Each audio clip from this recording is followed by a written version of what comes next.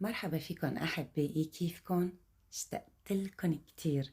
وصفة اليوم رح تكون وصفة مميزة وإن شاء الله إنكن رح تحبوها.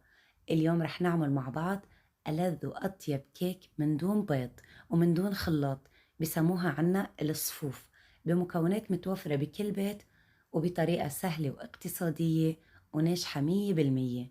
تابعوا معي الفيديو للآخر لأن حكيت خلاله عن ملاحظات رح تكون سبب بنجاح الوصفة. ولو حبيتوا فكرة الفيديو حطوا لايك، خلوه يضوي باللون الأزرق، ويلا تنبلش. بداية بدي أحضر للخليط. باخد عندي جاط كبير وبحط فيه كوبين من الطحين أو دقيق القمح مثل ما بتسموه. استعملوا أي كوب متوفر عندكم بالمطبخ، ما في مشكلة، المهم نكمل بنفس الكوب. هلأ بدي أضيف نصف كوب من الطحين الفرخة، وبضيف مباشرة عليهم نصف كوب من الحليب البودرة ونصف ملعقة طعام من الخميرة الفورية. بدي أضيف كمان البيكنج باودر ملعقة طعام مليانة، وكمان بيكربونات الصوديوم بدي ربع ملعقة طعام، وملعقتين طعام من الكركم أو العقدة الصفراء. هلا بعد ما جهزوا عندي المكونات الناشفة بخلطن كتير منيح مع بعض، وبعد ما كانوا اندمجوا كتير منيح بهذا الشكل، هلا صار فيني اني حط عليهم نصف كوب من السمنة الحيواني. انا دوبتهم شوي، هيك شوي صغيرة على الغاز مش كتير، وهون بدي افركهم بايدي. ما بيصير اني استعمل الملعقة او اني اخلطهم بالمضرب اليدوي، لا، الفرك بالايد رح يعطي نتائج افضل. بفرك السمنة مع المواد الجافة مثل وكأني عم بعمل معمول او بسبوسة. بعد ما امتزجوا مع بعض كتير منيح، صار فيني اني اضيف السكر. بدي احط كوب ونص من السكر العادي، سكر الحبيبات. طبعا بعدنا مستعملين نفس الكوب.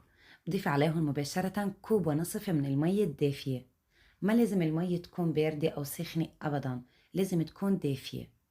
دافية يعني إني أحط إصبعتي الصغيرة بالمي وعد لل10، وكون أقدر أتحملها وما أحترق. ومنخلطهم كلهم مع بعضهم باستخدام المضرب اليدوي. طبعا فينا نستخدم المضرب الكهربائي، بس دايما بحب أعطي حلول بسيطة للناس يلي ما بتملك هالأجهزة. عم فرجيكم قوامه، شايفين كيف طلع؟ هيك بيكون. بجيب عندي الصينية يلي بدي دخلها على الفرن، وبدهنها بالسمنة، السمن الحيواني نفسه اللي استخدمته بالخليط. وكل ما كانت نوعية السمنة أطيب، كل ما كان طعم الصفوف أطيب أو الكيك. بسكب كل كمية الخليط بالصينية. مقاس قطر الصينية عندي 32 سنتيمتر. بخبطها مرتين هيك تتفرغ الهواء. هلأ عندي لوز مشرح أنا نقعته بالمي 4 ساعات. بفرغ المي منه وبزين وش الكيك فيه. ولأنه نقعنا اللوز بالمي كل هيدا الوقت، فما رح ياخد اللون بالفرن ولا رح يحترق أبدا. قد ما طول بالفرن ما رح ياخد لون ولا رح يحترق، رح يبقى لونه أبيض مثل ما هو تماما.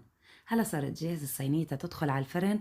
الفرن شاعل من فوق ومن تحت، درجة الحرارة 180، المدة من 20 ل 30 دقيقة مع المراقبة المستمرة، لأن فرن عن فرن بيفرق. دايما بحكي هالمعلومة بكل فيديو. بدي اترك الوش ياخد لون اكتر من الكيك العادي، بدي وشه يحمر كتير مش يحترق، لا بدي اياه يحمر. اذا حسيتوا فرنكن عطاه لون من فوق بوقت سريع، ما عليه، طفوا عليه من فوق واتركوه شاعل بس من تحت، ورح تعرفوا انه استوى انه تشكوا فيه سيخ خشبي او سكينة رفيعة. اذا طلعت ناشفة معناتها صار جاهز. هلا هون في خطوة جدا مهمة وضرورية نعملها مع هيدي الوصفة بالتحديد. بدي ادهن وشها بالقطر او الشيرة. ما بكتر كتير، لا، يدوب 3 ملاعق. رح ادهن الوش فقط لحتى تعطيها اللمعة، وبتعطي كمان طعم كتير طيب. يعني انا مش غايتي من هالحركة اني اسقي الكيك، لا، انا غايتي من هالحركة اني اعطيه لمعة ودسامة للوش. بدهنها دهنة بسيطة وبترك عندي الصينية تبرد تماما. ما بقطعها قبل ما تبرد لأن حتفت معي. ما شاء الله، شايفين هالمنظر الحلو؟ عن جد شي بشاهي. وصفة مظبوطة 100% ورح تنجح حتى مع المبتدئين من أول مرة. هلأ صحيح أكتريتكم صرتوا تعرفوا إنه أنا بحب آكل الكيك ساخن، بس رح أتركه تيبرد تيطلع القص مرتب. بدي أحكي هون شغلة بالنسبة للكوب اللي أنا استخدمته، عياره بيساعد 300 مل، والكركم كمان أنا طحنته بالبيت. إذا عندكم ما طحنة بالبيت صدقا بنصحكم تطحنوا بالبيت، رح تاخدوا نتيجة وطعم أطيب بكتير. بس انتبهوا على شغلة، إنه الكركم بيجي جدا قاسي، يعني إذا ما كانت المطحنة قوية ما رح تنطحن معكم منيح أبدا. يعني يفضل إنكم تطحنوه عند العطار بس قدام عينكم. هلا عم قطع الصينية بعد ما بردت تماما. ما شاء الله ما بحكي لكم على الهشاشة. بيكربونات الصوديوم كمان بيساعد كتير أي نوع من أنواع الكيك إنه يعطيه الهشاشة المطلوبة، يعني بدوب بتمكن ذوبان. هون شلت قدامكم قطعة، شايفين النتيجة؟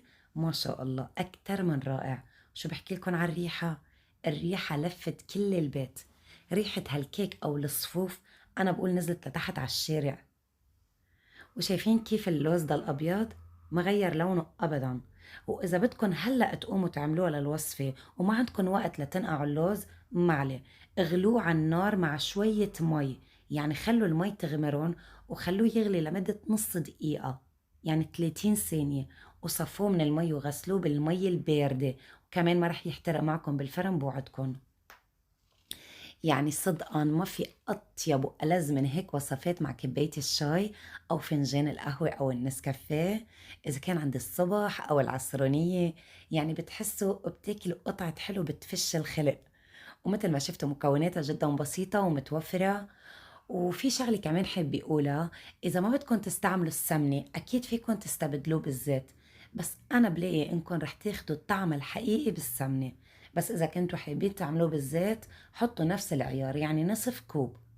وطحين الفرخة أنا متأكدة رح تسألوني عنه، هو مش سميد ناعم، لا، هو طحين الفرخة هيك بيجي اسمه بالسوبر ماركت، بس كمان بيمشي الحال إنكم تستعملوا السميد الناعم.